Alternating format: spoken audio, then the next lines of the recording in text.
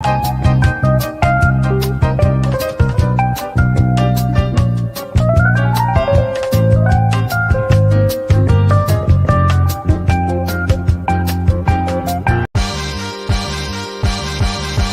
here, so.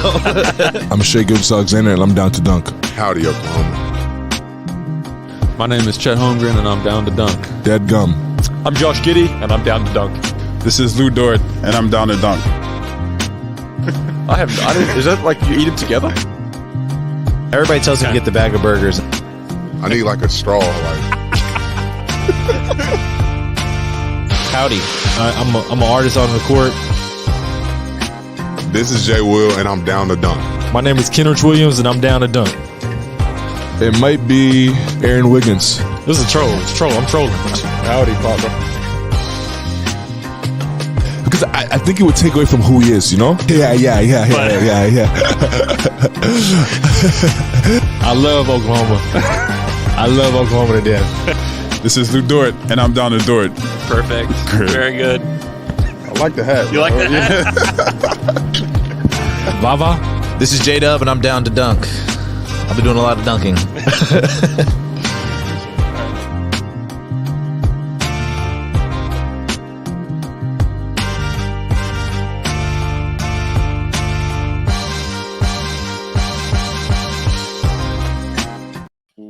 Welcome to Down to Dunk. I'm your host, Andrew Schlecht. We're part of the Athletic Podcast Network.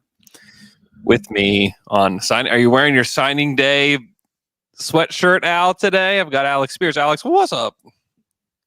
I did not know it was signing day. But yes, I'm wearing my old school OU sweatshirt in honor of all the signings. Oh man.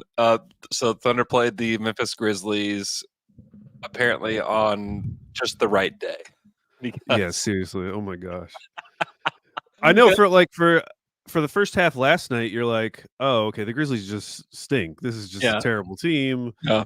Whatever, big deal. And then they come back in a very impressive fashion to win that game. And you're like, man, we got pretty lucky. And not as lucky as the Houston Rockets, who played the Grizzlies 3 times already. I was going to say 3 times, yeah. But still pretty lucky to get them at least once when they looked like that. Yeah, that was really bad.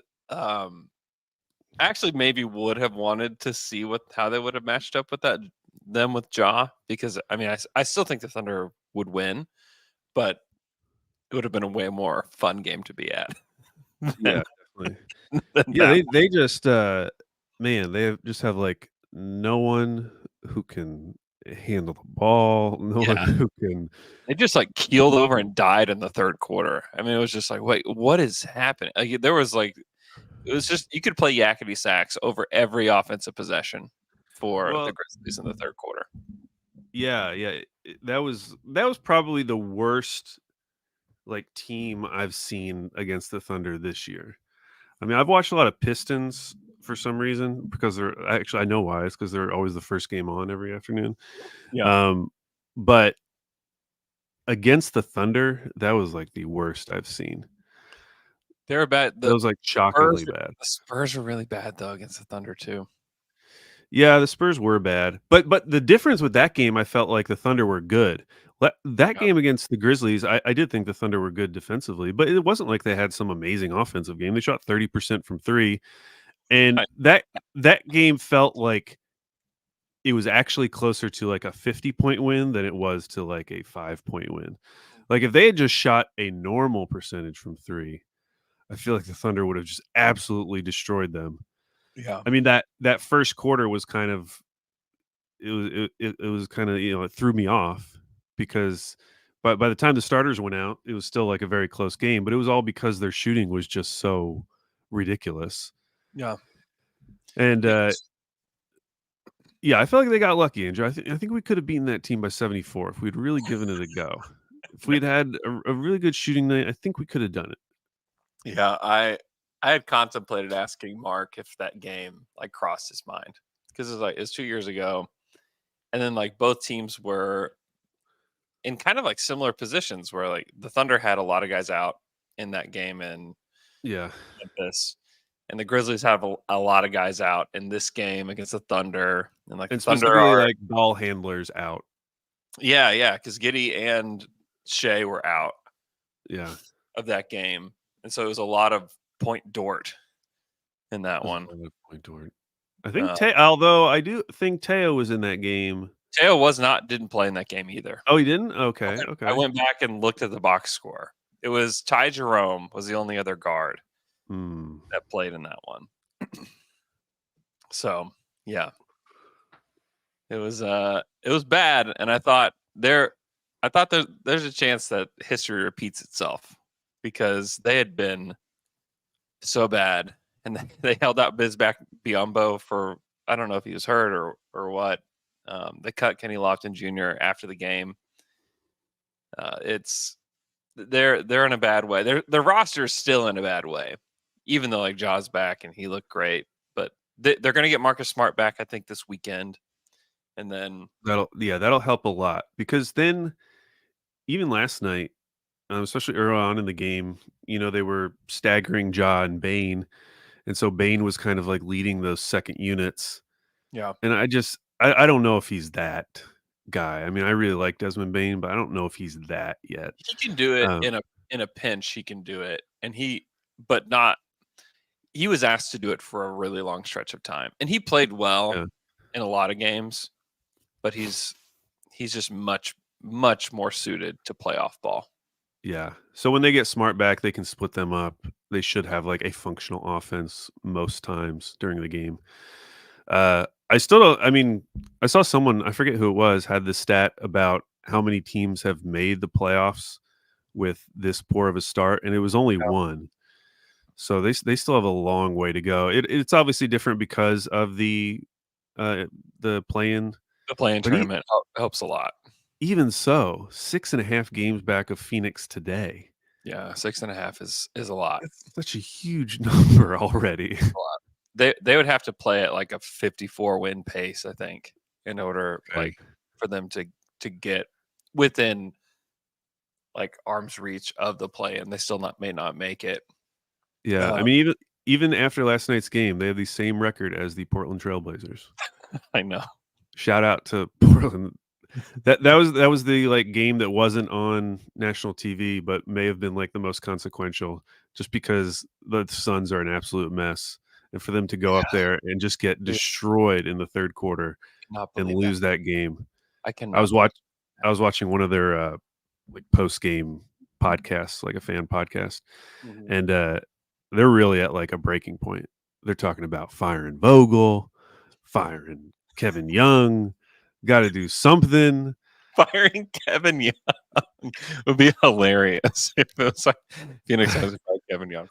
I know you never hear about a team I mean, that happens in the NFL all the time. Yes. Where you'll just fire like an offensive coordinator, but it doesn't really happen in the NBA. That'd be very funny. It'd be so weird if that was like the measure that they took. The Thunder have fired Eric Maynor. Oh no. They just have let him go. Yeah, no, that'd be bizarre. There were a lot of like really fun games last night.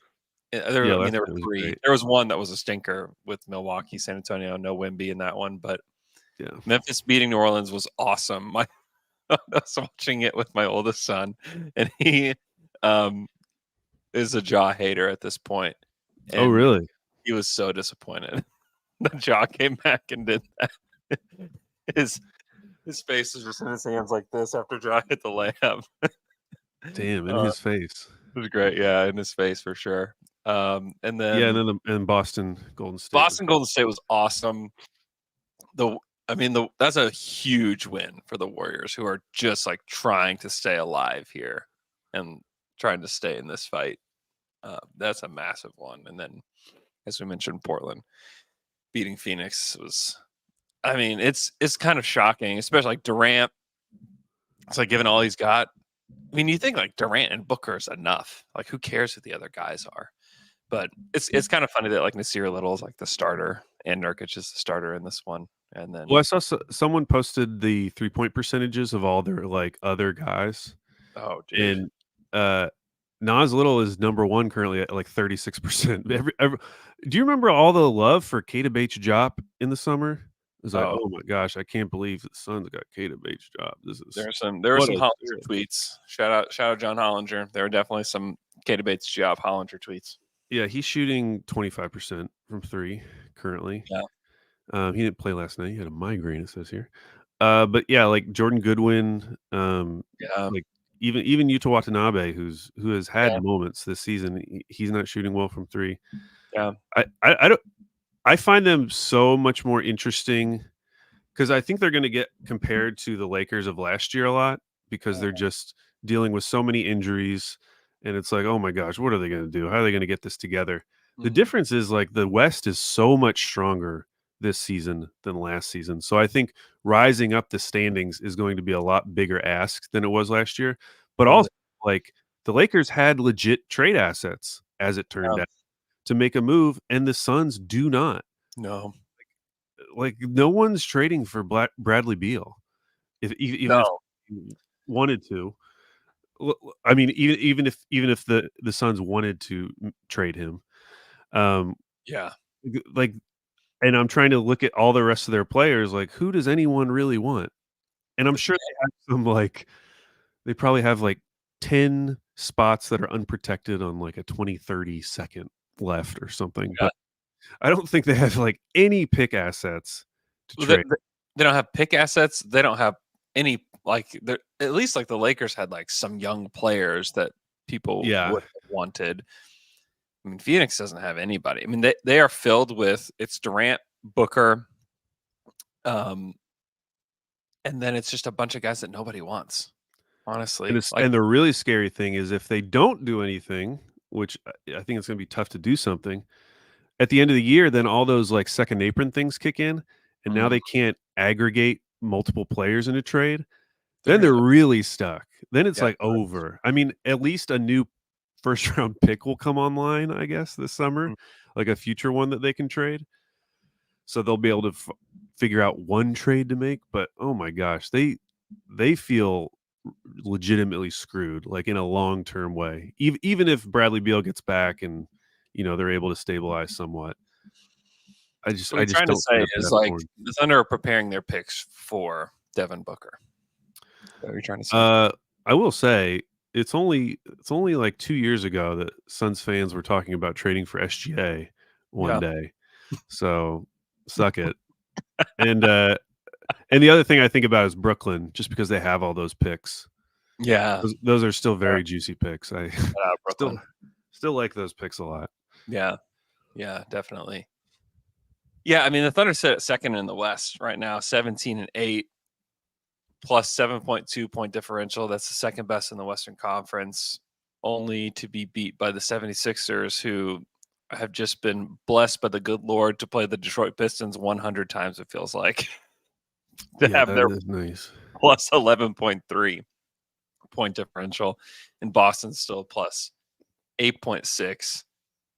As far as net rating, they're third in net rating, tied with the Timberwolves still, I believe. Let me refresh this, make sure this is not. Yeah, geez, the Sixers, they lost to the Bulls, but before that, their schedule was Wizards, Hawks, Wizards, Pistons, Hornets. All in a row. That's pretty good. Yeah, if you wonder why it's plus 11, that's why. It will go back down in the coming weeks because they'll play actual teams. Yeah. But yeah, Philly has the best net rating too right now. Plus it's 11.4. Boston's second at 8.5, and Thunder and Timberwolves are tied at 7.2.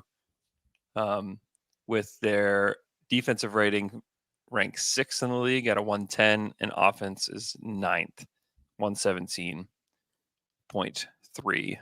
Top 10 in offense, top 10 defense, third in net rating. That's a good team. That's a really good team. Al, they're playing great. And I don't know how you feel about this, but there was a lot of talk about how, and maybe this Grizzlies team just wasn't even capable of it, but like how it was like in like an NBA sense, that game against the Grizzlies is kind of a trap game, in that like they just came off like a really emotional win in Denver. They have both LA teams, LeBron, Kawhi, Westbrook, whatever, coming into town the rest of this week.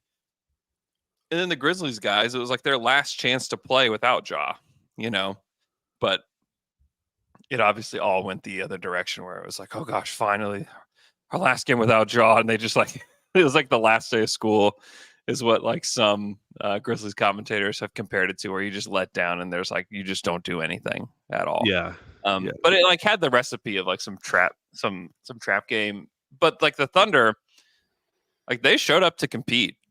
Chet in particular, dude, that guy's just a monster. I actually haven't seen a game where it's like, oh man, Chet didn't bring it tonight. You know, he was phenomenal in that game. Like he like statistically, like the blocks really stand out. Like 17 and 6 and 2. It's like, yeah, they're pretty good numbers, but he absolutely dominated that game in like he did in every way when he was out there. And the variety on the blocks. I mean, every single block was different, and they were all. I mean, he had that one where he spiked it into the ground. Oh Like he got so high above whoever was taking that shot. I think it was Triple J, and then spiked it onto the ground. He had a few where, well, the one where he came from like the 3-point line, essentially, the other player was already driving towards the basket, close to the paint. He's running in from the 3-point line and somehow blocks it. That one like legit like surprised me. Yeah, that one surprised me too. At watching it live. I was sitting there watching the game, and I thought, okay, like here goes a layup, and he just came out of nowhere. Yeah, to block that shot. Yeah, and it just felt like that on every single one he was doing. It wasn't just like guys going straight at him, and him just getting them. It was him making really smart, like aware plays to get back into position a lot of times to make a play on the ball. Yeah. And that's what was so impressive about it. I was shocked that play where I think it was John Conchar attempted to like detonate on him. Yeah. What an insane attempt that was. What is he doing? Especially at that point in the game. I mean, at that point, he probably already had like 6 blocks or something. It's like, bro, have you not been paying attention? Yeah, I mean, he cocked back. And there was this like, even if no one was there, there's no way John Conchar would have actually finished that dunk. Yeah, but he went for it. Shout out John Conchar, who's for some reason being mentioned as like a trade candidate, but he can't even get on the floor for like this really bad this team. It's really weird. That's really weird. But yeah, Chet. I mean, just overall, he even had a couple of offensive plays. I mean, the main one I'm thinking of is that one where he took a guy off the dribble from the perimeter. Yeah, and spun.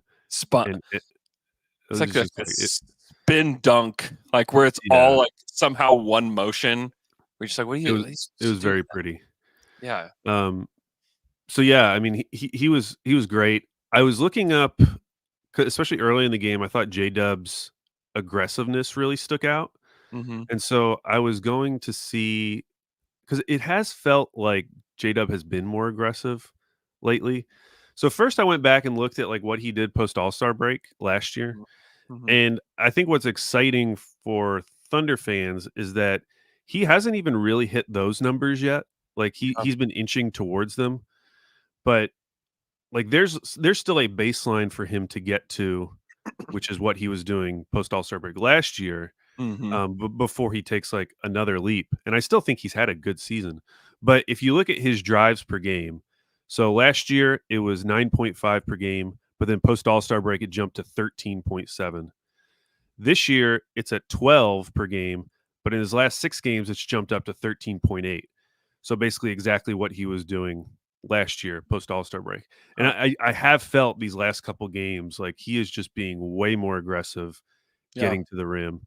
And he's still not getting any calls, and that's fine, whatever. I sort of understand why Giddey doesn't get calls more than why J-Dub doesn't get calls, because Giddey does settle a lot. Like he'll pull up for those floaters, or he just won't go through the guy. Whereas I feel like Dub is like going through guys on every single drive, but he still can't get the call. I mean, he's averaging 1.3 free throw attempts per game from drives. That's an NBA crime. He's getting 61.5% of his points from drives currently, which is even higher than what he was doing post All-Star break. Wow. Yeah. So, and you can feel that you're watching. Yeah. So I felt like he was really good. I thought he was really good defensively too. He was a big part of why Triple J just kind of looked out of sorts. He Like was so whenever bad. He was awful in that game. whenever he would get the ball, it was just so rarely he was willing to do something with it other than just pass out. And you have to credit Dub and some of the other guys for that because they were just really hounding him. Because like who else? I mean, who else are you going to pay a lot of attention to? It's like him and Bane. Right. But yeah, I thought defensively they just made Triple J look really uncomfortable, and he has had games like that this season, which is understandable because their guards are out. But he had also been on a really good run He had recently. been. That's true. That's true. The So, Thunder are uniquely equipped to handle a guy like that, though, because like how you guard guys like Jaren Jackson is not with like giant guys, but it's with like smaller, quicker guys to like get up underneath him and to like bother his handle. I mean, those are the guys that bothered Kevin Durant. Not to compare like Triple J to Kevin Durant, but like these like bigger guys that like to shoot it. yeah, Like you can really bother them, not necessarily with bigger guys that they can get around, but with guys that are just smaller that can kind of get up underneath them. And I mean, Dub is he's such an interesting piece because he can play the 4, and only in modern basketball can he play the 4. Like he couldn't have played the 4 like 10 years ago, but he can play the 4 in this league, and that's so helpful to the Thunder that he can kind of play next to Chet. And ultimately, I'd like to have a bigger guy next to Chet, not like a big man, but like a bigger forward, like a 6'8", 6'9" forward next to him. But like he's done a tremendous job up to this point. And I think one thing you've seen in these last couple games, and that was an example of it, and then having Jay Will play more against Denver was an example of it. Yeah. Was when you take Chet off of the main big guy and allow him to roam a little bit. Yeah. Man, it just like dramatically increases his opportunities for blocks because he is so good as a weak side blocker. Yeah. And that's something I am really interested to watch going forward. Obviously, last night's an opportunity where you can do it with your existing starting lineup just by playing Dub onto Triple J. Yeah. But there are those games like a Jokic where you would need you're not going to put Dub on Jokic for an entire game, but you can bring J Will in, or if they had another big, they could bring them in and allow Chet to kind of play more as a roamer. And man, it just like these last 2 games. I mean, what is it? How many blocks has he had? 15 total. 15, yeah. Which is like more than Aaron. Like I think that's the amount of blocks that Aaron Wiggins had all last season. Yeah. Like he had more blocks in 2 games than half the roster did last season, and he's had more blocks in these 25 games than anybody on the team last year did. It's crazy. I mean, he's second in the league in total blocks at 71. Brook Lopez, he's got a pretty big job for the Bucks. So like keep their defense afloat. 83 blocks. It's funny that Chet and Wemby both have the same amount of blocks. Then Anthony Davis at 74, Gobert at 59. I mean, for Wemby and Chet, who I think are just going like we're going to look back at those two, like what they did their rookie seasons and like what they become. I mean, it's going to be like generational type stuff. But for them to both have more than Rudy Gobert and Walker Kessler and those kind of guys and Triple J for that matter, who's only had 48, it's pretty impressive. Yeah, it is. And it is the part of his game that feels like the most sustainable, like ready to go, not fluky in any way. Mm-hmm. And it just seems like that's just going to continue. I'm going to look up as we're talking just to see what are the records for rookies. Like what is a big number for a rookie? But I will. I did want to mention Giddey's play because he was better in that game. Yeah, and specifically, I thought he was really good on the boards. And it was a best season high 12 boards.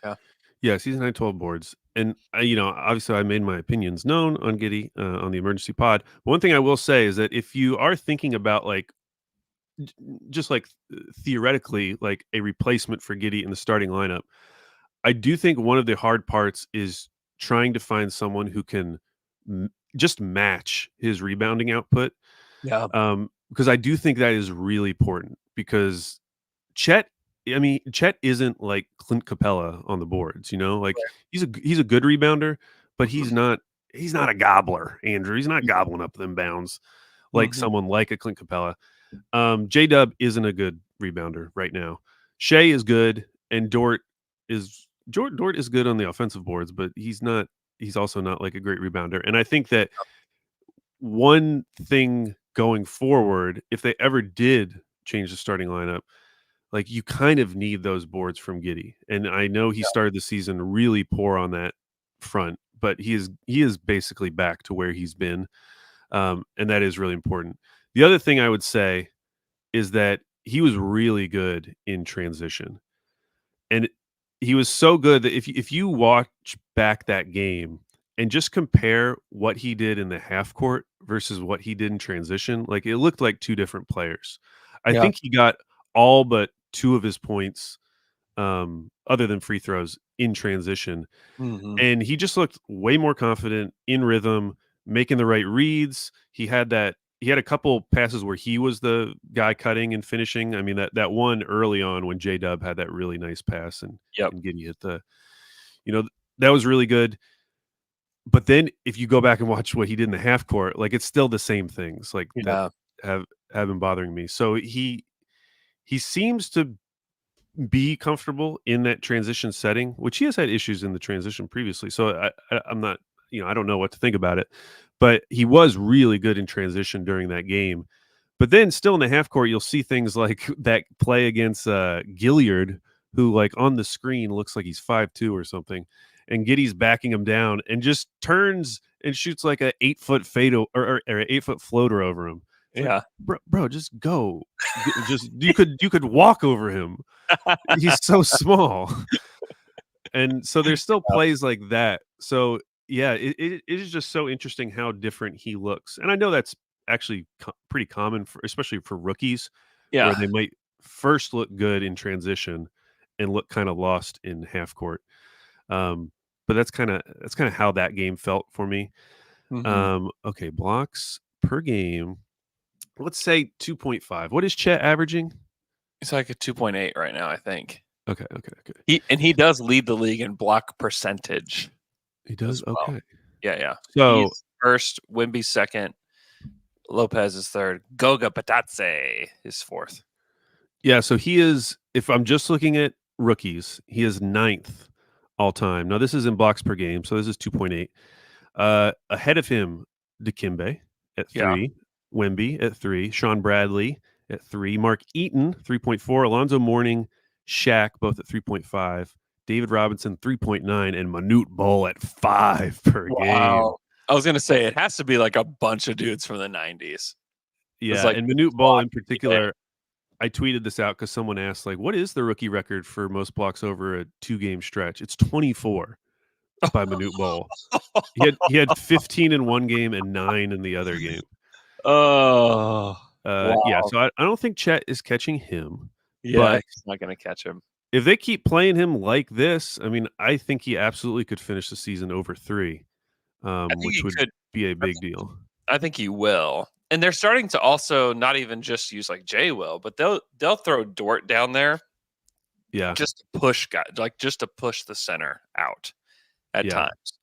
And so like, there's a lot of things that they can do. And Marcus, the thing is like Chet is learning more as he goes and as he plays different opponents, like he just gets better. But you can also see Mark is making adjustments too as they go. Like they're learning how to use Chet and how to use him as a shot blocker and how to use him best defensively. So it's this really interesting dynamic that's happening both offensively and defensively with Chet. It's like they're starting to figure him out, and Chet's getting more comfortable. And I asked Mark about Chet and how he gets better after he plays an opponent once and then comes back. He said he said he's just a junkie. Like he just watches so much film and like cares about it. He said he gets better if he plays poorly against the opponent, and he gets better even if he plays well against the opponent, because like he always is looking for little ways to get better. Yeah. And yeah, you can see it. I mean, you can definitely see it, and it's so impressive. I don't know what your thought on this. I don't think the list is very long, but like what current centers would you say that you would trade, like just straight up trade Chet for? So I'm going to take the fact that he's like, second year player out of this, because that obviously influences, Yeah.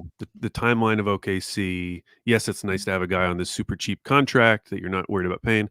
If I'm just, I'm gonna answer this question as like, I'm trying to win the title this year. Yeah.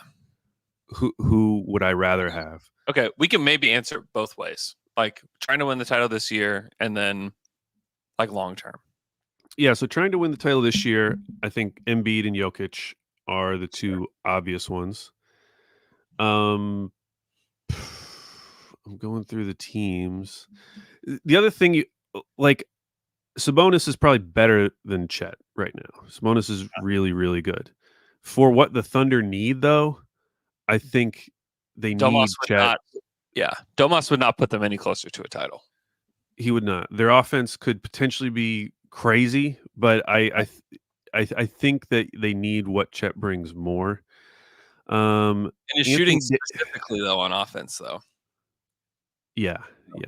They need the Anthony shooting. Davis. Anthony Davis is kind of like a nice hybrid where he's probably going to give you close to what Chet is giving you, or if not better, on defense. Mm-hmm. But he's also not stretching the floor. Yeah. So that's going to be a little bit of a problem. Obviously, a very good player. Let me see. It's wild that he didn't become a 3-point shooter. Yeah, it is. Because he has good touch and he can shoot. I don't know. He should have become a 3-point shooter, but I know he tried. I know coaches have pushed him to do it. I know he's done it and hasn't done it well, but it's still just kind of wild to me. He never became that. Beef stew? Do you think beef stew over Chet? Beef stew? We play him at center. I think that might be it. I mean, the only other name you really could consider, and I wouldn't just because of the injury history, he's out right now, is Porzingis, because I do think Porzingis fits a similar mold as Chet, just like a more veteran version of it. Yeah, where and he's more willing to shoot the 3 ball right now. Mm-hmm. So I think you can make that case if you knew Porzingis was going to be healthy, he would potentially be a really nice fit on this team. But yeah, it's really Jokic and Embiid. Like I don't think for this season, yeah, I think that's about it. Which is wild, and you could even make the case like even long term, because it's not like Jokic and Embiid are like ancient, that you just like rather have those guys just because they are MVP players and whatever. Like the list may be the same. It may be, which is wild. Like, which is really wild. Jason Potter. Is there anyone I'm missing? Gobert. Jason Potter brings Gobert up in the chat. Yeah, I probably should have mentioned him because I did think of him, but I didn't think too. I just don't think that you can play Dort, Giddey, and Gobert at the same time. Yeah, it's kind of the Anthony Davis thing as well, where he's going to help them tremendously defensively, but they just don't. I mean, if you look at the Wolves, like they have Cat playing next to him. Like, they have a volume 3-point shooter. Everybody else can shoot it. I just don't think you can play 3 non-shooters, 3 non-3-point. Not only non-shooters, but then like the other 2 guys with Shea and J-Dub are guys who don't take a lot of threes either. Yeah. So I just think it makes it really hard to pick any of those types of centers. Yeah, I don't think dominating. Oh, he's been better. He's been a part of like why the Blazers. Yeah, he's games. But I'd probably rather have him more than Nurk.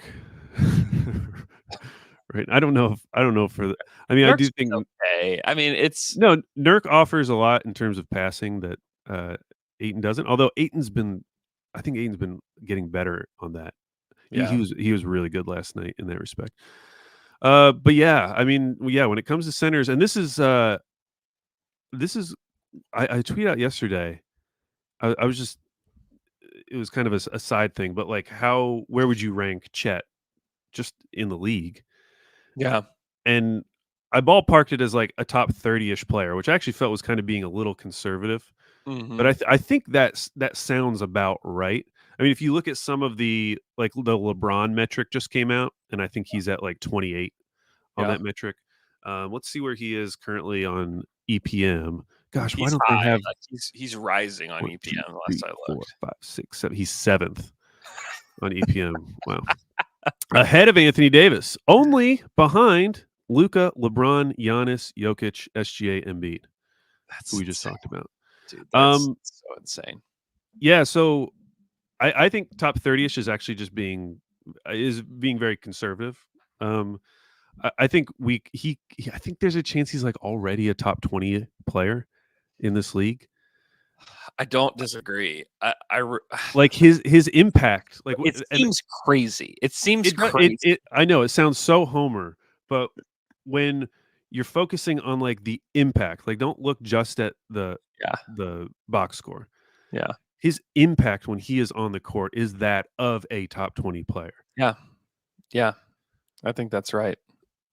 It's wild that he's done that. I mean, he's also just shooting the ball well. Like overall, he's going to get better at this too. He's 75% from 0 to 3 feet this season.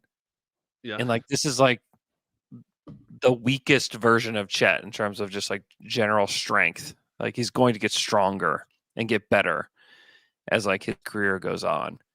51% from 3 to 10 feet. He's 37% from 3. Like he's just been really good, man. Okay, so I have a little research exercise that I did because I updated the half court stats yesterday. And a month ago, OKC was third in half court offense, third in half court defense. Feels relevant just because everyone always talks about how when you get to the playoffs, you have to be good in the half court. Yeah. So I thought that was super interesting. A month later, December 19th, they are still third in offense, half court offense, and third in half court defense. Wow. So I went back through the Cleaning the Glass database and looked at every team who has finished a season top 5 in both. So top 5 in half court offense, top 5 half court defense. I was going to make some allowances for teams that were 6, but I decided not to. One of those teams, the 2019-20 Oklahoma City Thunder, which I kind of forgot. They were 4th in half court offense, 6th in half court defense. Wow. They did not make my list. Yeah. So this was 21 seasons.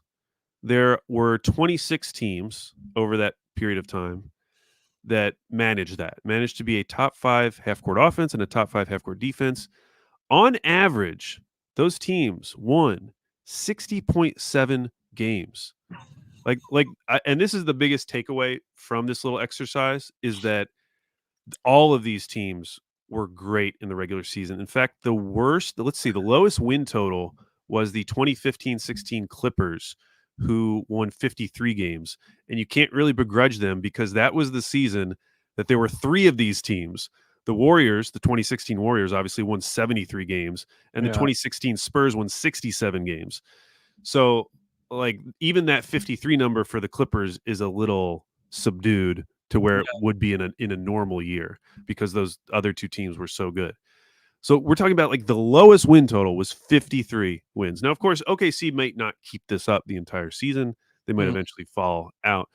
But for them to be in this type of a group is very exciting. Then you look at what these teams finished in their conference. 54% of them finished as the number 1 seed. Another 7 finished as the 2 seed, 3 as the 3 seed, and 2 as the 4 seed. So all of these teams finished as home court advantage teams. Wow. No one finished below 4. I know it's that's so absurd. What have you even like? And I haven't really even done this, but have you like adjusted your thought on how many games that they'll win this season? Yeah. Let me see what they're on pace for right now. I mean, yeah, 50 feels like very doable at this point. And part of the reason is because they've played so well against the bad teams. I mean, that is really, if you just destroy the bad teams like they're doing and then split your games against good teams, you can get to 50 wins.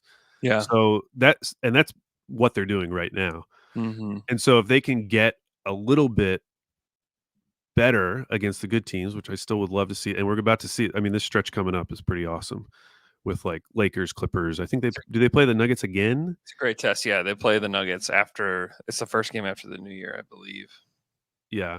Oh, Okay. no, they play them on 29th. Sorry, it's after the back-to-back. Yeah, I mean it's tough. Clippers, Lakers, Minnesota, Knicks, Denver, and then Brooklyn. And then they're they have expected to win. God, the league is so tough. The league is just so tough, man. They have a lot of back-to-backs in January. 1, 2, 3, 4, 5 back-to-backs. Oh wow. Okay, so that could be that could bring us back down. But a lot of the back-to-backs though, like it's Miami and then Portland at home. Okay. And then it's Lakers Clippers back-to-back, which is going to be tough. But then it's like Portland San Antonio back-to-back. Ooh, that's a juicy one. And then there's Detroit Minnesota back-to-back, where it's Detroit on the first night and then Minnesota. Hopefully Detroit has made a trade by then. Yeah, I mean they're going to have to do something. Okay, so their current expected wins on cleaning the glass is 60.2. I would say if I was guessing right now, I might put it at like 54. Yeah, that's kind of the number I was thinking too. 54 is doable. 54 is insane. It is insane, but it does feel doable based on everything we've seen. I mean, the fact that we are this far in and they are still this, like top 3 in half-court offense and defense. Okay, the outcomes for all these teams. Mm-hmm. A quarter of them won the championship. It was now a lot of this is just Golden State. It's 18 Golden State, 17 Golden State, 16 they lost to the Cleveland. 15 Golden State, 14 Spurs, 12 Miami, which was against OKC, and 07 Spurs. So it's basically just Spurs and Warriors. Another 5 made it to the finals. Another 5 made it to the conference finals. 8 made it to round 2. So I do think that is notable, just as like there were a lot of teams that were good regular season teams that then it didn't hold up necessarily in the playoffs. Like really, like that Suns team from a couple of years ago, 2 years ago, that won 64 games in the regular season. Then they lost to Luka at home in Game 7. That was one of those teams. Or the 59-win Jazz team from 3 years ago that lost in 6 to the Clippers. And I remember that series. That was when I believe that was the series that Kawhi's out, Paul George gets them to the conference finals for the first time. Mm-hmm. Like, so there are a lot of those types of teams. 59-win 18 Raptors team that lost in 4 to Cleveland. LeBronto, I believe that was. LeBronto, yeah. LeBronto. Oh, the 67-win 16 Spurs who lost in 6 to OKC. Yeah. Remember that one? Yep. So there are some teams like that. This is certainly not a guarantee of like this is definitely going to be one of the best teams in the league. And then another 2 were bounced in round 1. That was the 15-16 Spurs. Mm-hmm. I kind of forgot this series. They lost in 6 to Portland. And then the 14-15 Spurs who lost in 7 to the Clippers. I do remember that because that was CP3. I remember having a good game 7. Yeah. Hitting an important shot or something. Yep. But still, we're talking about 42% of these teams made the finals. 42% made the finals. Yeah, that's insane. I mean, I would not. It's one of those things that, 20 games from now, I want to keep checking back in just to see if they're holding this up. Because if they are, at the very least, I think it's representative of a very good regular season team. Like we got to start upping our win totals as we just did.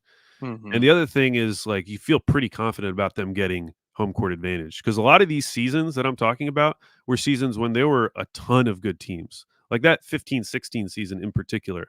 I mean, just a loaded Western Conference. But every team that did this finished as a home court advantage team. So yeah. I don't know. It's wild. Some of these stats, Andrew. Some And then of if the you're a things they're home court doing. advantage team, like people are going to pick you to win a series. And Probably. I still feel pretty. I still want to see it before, and I also need to see who the opponent is.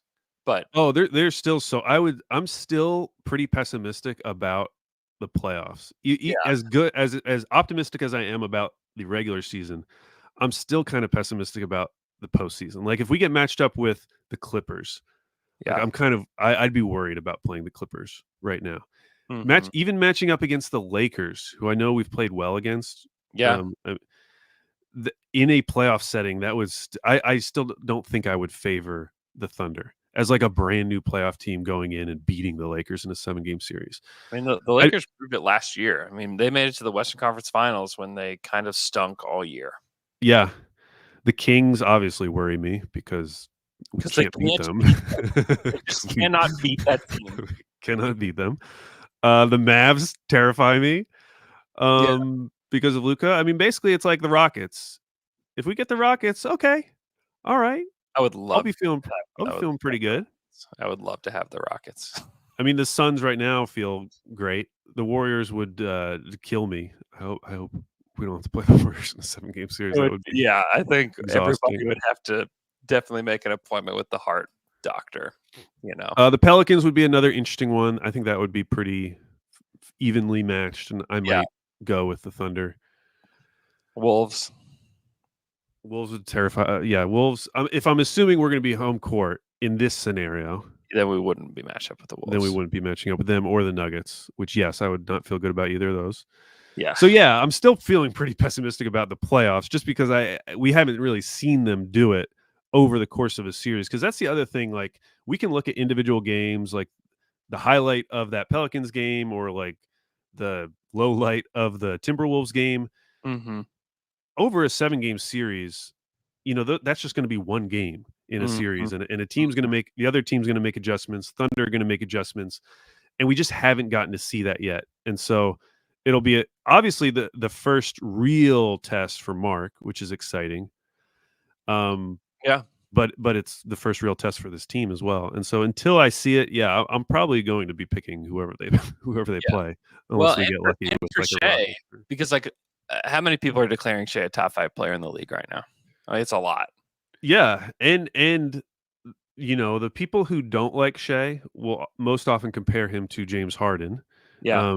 And we'll probably be making that same argument in the run up to the playoffs that like, hey, when we get to the playoffs, good luck when your free throws dry up. Mm-hmm. Even though I feel like his free throws have, I was going to say they've dried up a little bit for him. Yeah, they've dried up already. Yeah. So whatever. But yeah, this team is very good. They're so good that you feel like such a homer talking about them, but it just is what it is. I don't know what else to think right now until it stops. I mean, listen, if I was making the case against them, a lot of it would come down to how they have played so far against the really good teams, and is that going to continue? I mean, are they going to stay below 500 against teams that are above 500? Yeah. Or are we going to start seeing more of those types of signature wins like they got against Denver? Yeah. I mean, that's the real question. Like, and this next stretch is really fun. It's not like I need them to go undefeated or anything. Right. But a few of those games, if they won them, would be pretty impressive wins. Like if they beat the Clippers, how the Clippers are playing right now. Yeah. Who are I believe are on an 8-game winning streak. Yeah, that's correct. And they're 9-1 in their last 10. That would be a very impressive win because the Clippers have been incredible as of late. Oh yeah, yeah. They James Harden's like totally bought in, playing really well. Yeah, that would be a really good win for them. Yeah. I mean they're great. Another quick step before we go. Shea leads the league in steals by a giant margin. He has 66 steals right now. The next closest is Paul George and Matisse Thybulle, who both have 43. Wow. He's averaging 2.8 steals. Donovan Mitchell's second in steals per game at 1.8. Jeez. I mean, he is dominating. The Thunder are like the most like dominant stocks team. And like that's how you play in transition. is like they're basically getting like 6 possessions in transition every game from those two, which is it's insane what those two. And it helps because, well, we just said that they're so good at half court offense, but they're also a very dangerous team in transition. Yeah, And I think you need some of that for, I mentioned how good Giddey looked in transition. Like I do think that certain players excel in transition more than others. I think Chet is really good in transition. oh yeah, So any opportunities, it feels like you're going to get easy points. yeah, And without a that is pretty awesome. I'm looking at my fantasy team because Shea is on my fantasy team, and I'm killing the league in steals. And he's the only guy I have who's averaging more than 1. So it's pretty good. Oh, I have Wemby. Never mind. Wemby is 1.3, which is also Yeah. impressive. It's Shea at 66, and then the next closest to him on the team is actually Josh Giddey, which I would not have expected at 22. Jeez, 22. Okay. Chet has 21. Dort has 21. Isaiah Joe has 21. Dub only has 20, which feels low for him. Casey Wallace 14. Wiggs 10. Everybody else is single digits. Yeah. What did J-Dub? Because I feel like he was a big stealsman. Yeah, I thought so too. Let me see what he did post All-Star break. 1.4 last season per game. He's down to 0.9 this season. He had 103 total in 75 games. Shea is, I mean, he's a legit top 3 MVP candidate right now. And, second in the West, helps a ton. But his stats are just so stupid, and the efficiency is just outrageous right now. 36 and 6, basically. 2.8 steals, 8.2 free throw attempts per game at 91%, 57.8% from 2, only 32% from 3. But man, like he's just a monster. Like he's just unstoppable. And it's the amplification of pairing him with someone like Chet. Exactly. Who is also that sort of, or at least projects to be that sort of efficient player in other ways. Yeah. Both offensively and defensively. And then you add J-Dub into that, which, just as a reminder, I'm looking at it right now. 22 games post All-Star break last year. J-Dub was almost 19 points per game, 5.4 rebounds, 4.3 assists. He shot 64% true shooting, 43% from 3, 88% from the line. And he averaged 1.7 steals during that stretch. Like, if you got that player back, and that's what I mentioned at the beginning, like, as good as J-Dub has been, he still has a little bit of ways just to get back to what he was doing post All-Star break. If you get that player back, with this version of Chet and this version of Shea, I mean, that's it sounds crazy, but that might be like the best or second best like trio in the league. If you had all of those guys playing at their highest level. Yeah. And that's kind of like why we talk about overlapping primes, like with these 3. Like if you can get those 3 to their overlapping primes and then just have like the right guys to fill in around them, whether it be like Isaiah Joe, Casey Wallace, Kenrich, like whoever, like, and it can be guys, all those guys may be gone. Like we don't know. But if you just find the right guys to fill in around them, like you've got a really, really good mix there. I mean, it's wild. Okay. Thanks so much for tuning in to today's show. If you are not subscribed on our YouTube channel, you should go subscribe to YouTube. I'm trying to post like little shorts and stuff. I had one where I asked Mark about Shea's like disposition after a game winner. And it was a really, really cool answer. That's up on our YouTube channel. So I'm trying to post like some of that content there as well in our shorts. I think I have all of the Warriors turnovers in a video on there too, which is pretty entertaining. So go check that out. Subscribe to our YouTube channel. If you're watching right now, hit the like button. Make sure that you subscribe. If you're not subscribed to our YouTube channel, if you've somehow just clicked on this video, please subscribe to our YouTube channel. Also, leave us a 5-star review in Apple Podcasts. My bosses are watching, and they like 5-star reviews now. So if you could leave one with a nice message, that would be so great. We'll have another podcast for you Friday. Hopefully L-Man's back. I don't think we've done a podcast with the L-Man in like 6 weeks. Wow. Is what it feels like. I don't think since Down to Dunk night we've done What?